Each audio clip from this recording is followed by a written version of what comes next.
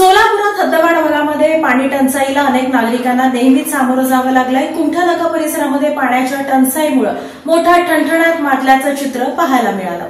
शहरातील हद्दवाढ भागात पिण्याच्या पाण्याचा ठणठणाट जाणवत आहे।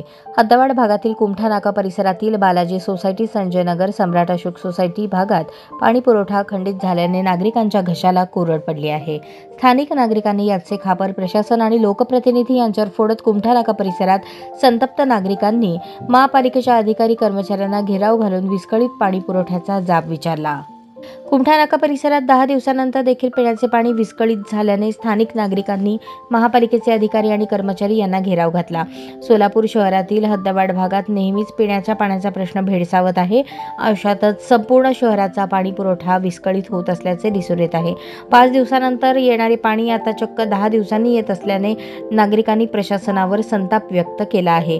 हद्दवाढ भागातील कुमठा नाका परिसरात गेल्या 10 दिवसानंतर देखील पाणी आले नाही, मात्र प्रशासनाला याचे कोणतेही देणे घेणे नाही, असा सवाल नागरिकांकडून उपस्थित केला जात आहे।